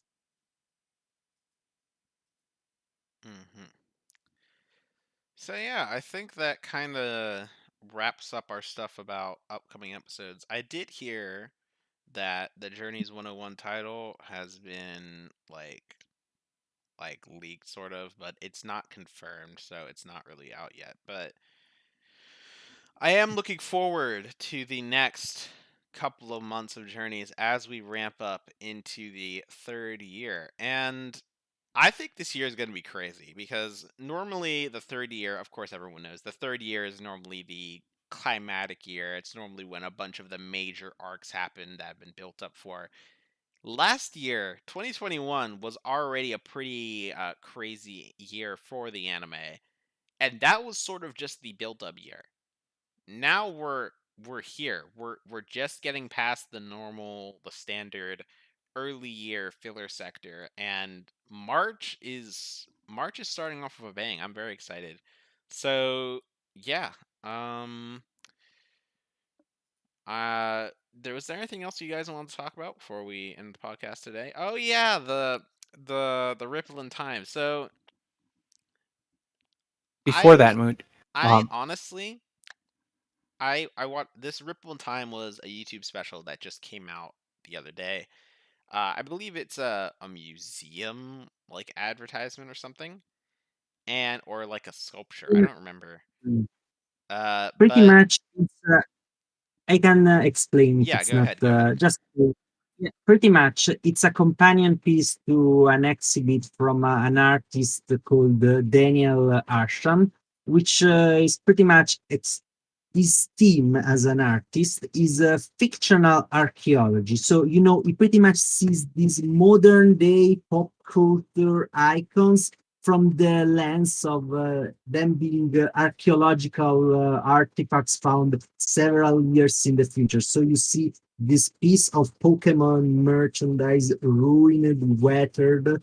You know, that's just something to make you reflect on the present, something very artistic in the end. So this special is something that's built to complement this. In that, it's really made to look like a Johto era episode, but under the modern animation techniques, just something nostalgic while Ash and Pikachu are thrown into this weird, surreal future where they chase after Celebi and then it just ends on this sort of ominous note where imitating Dialga, you know? Just something very surreal, very unique, and very outside the norm, which is interesting because Ashram, which is a Western fan, actually, who asked for this, ended up directing this himself alongside William. And really, it's an interesting prospect because we are not used to this anime going backwards, so to speak. It's always when a change happens, it always moves forward in a sense, never backwards. Like when they change the art style, they continue to change the art style again than the following series, pretty much. So Hmm. it's something interesting because it's a look to the past, so to speak, while at the same time throwing Ash into the future, which I think is very interesting. There's a lot I would like to say about it, but I'd like to hear what everyone else also thinks about it first. Before that, Cam, didn't you have something to say? yeah, it was just a quick question about I guess the future of what's coming after episode 100, but I can ask that later. Before we end, about the short though, like there were like maybe 2 or 3 minutes where they were just showcasing um the exhibits right in the short. Yeah. Um, and I guess I don't want to talk about the ending yet because that was a pretty interesting way to end the short.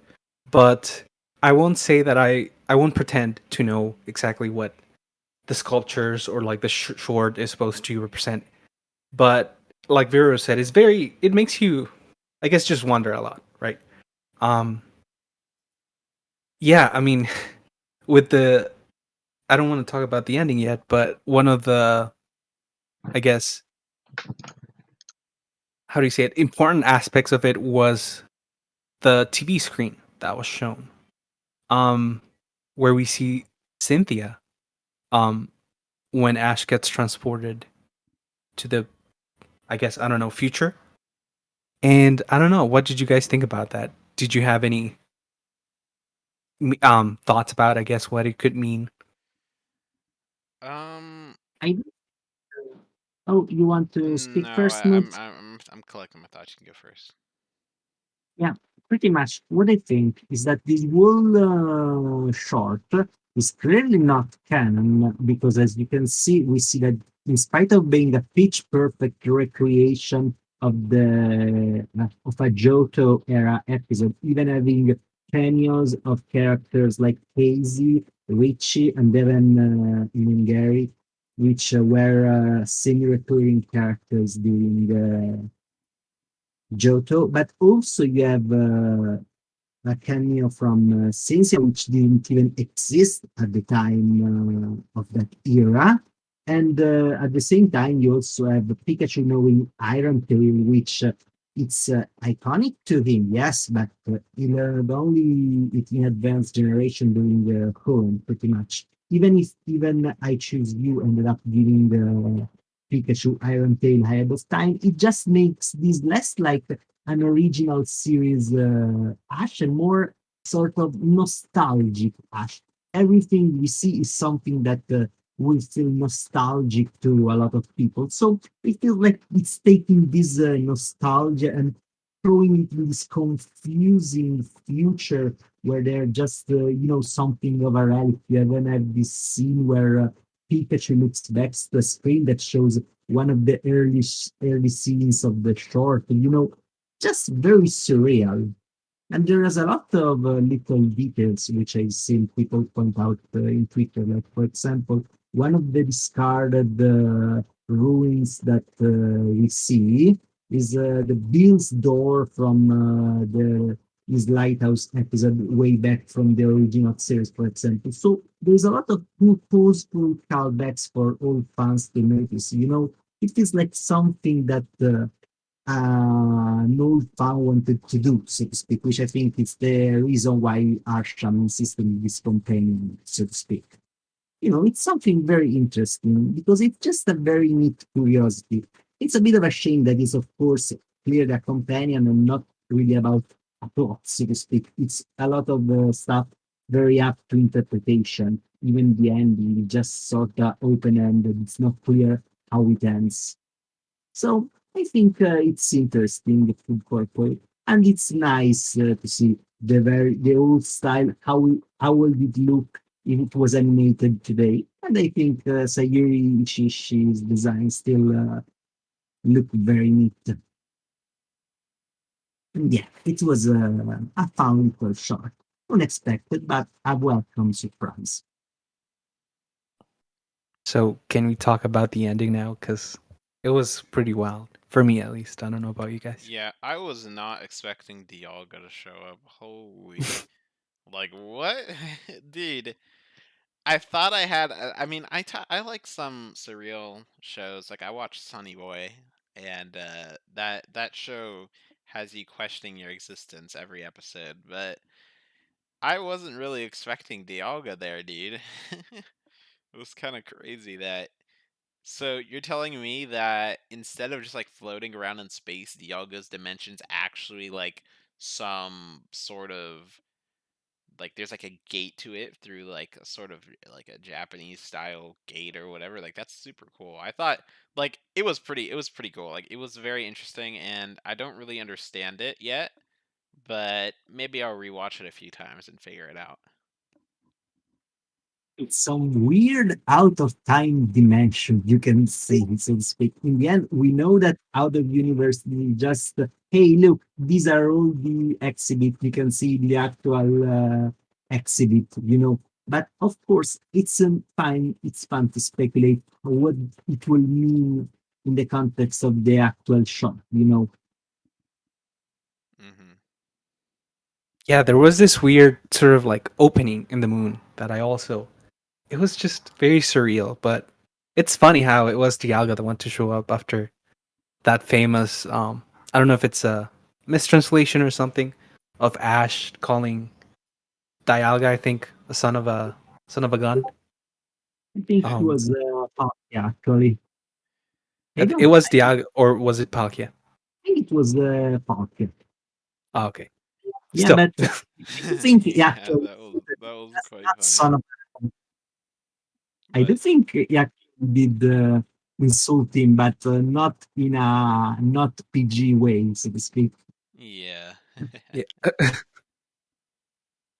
I yeah, need I to know mean, what Dark Rise subs to check out now. Next podcast, I will try to confirm or deny if someone reminds me. Next podcast, it's gonna be Fallout from Ash versus Marnie for sure. We're gonna be talking about. It's gonna be after episode 99 airs. It will Oh be boy, interesting regardless of that is the gonna be an re- interesting discussion. Okay, well, I think we've covered. so I I just think. wanted to ask you, Oh Mute. yeah, what's up? What's up? Sorry, yeah, like after episode 100, I think I saw you say in the chat that it's confirmed that the next episode will be something related to what happened No, it's in episode not. 100. It was a misunderstanding. No, it's not confirmed. We don't. We have Okay, a title, but it is not a confirmed title, and we don't really know. So okay, no, it got is it. definitely not confirmed that it's a multi-episode arc, and I don't think it will be because the purpose of it is to showcase Leon and Sonia. I don't think you need multiple episodes to do that. I think you need one episode. So it's not confirmed about that. So yeah. So yeah. yeah. S- Please. Um I do believe we've covered everything we wanted to cover today. It was a good stream. Thanks to everyone who came out to watch, both on YouTube and in Discord. And yeah, our next uh, our next podcast will probably be held 2 weeks from now. Probably on the 26th or the 27th, after the airing of episode 100. And when that happens, we will probably have titles for 101, at least 101, probably 102, and we'll have there's I'm expecting Project Mew Crown Tundra in March. I've been saying this for months. I think it's going to happen. But we'll leave that for next How many podcast. more how many more eggs are you gonna crack on your head if it doesn't happen? I mean, I'm already doing 12 because it didn't happen by December. So I mean, what's another 12 at this point? But yeah. 12 All right. dozens. Yeah, what's another 12? All right. So, And everyone, thank you for coming, viewers, and thank you for our speakers. Thank you to our speakers for coming again. And yeah,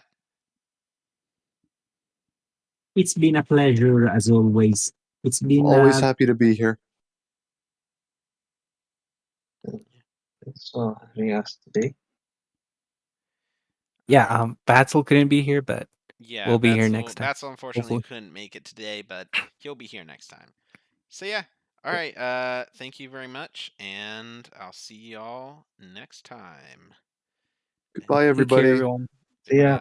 Goodbye. cheers. Mhm.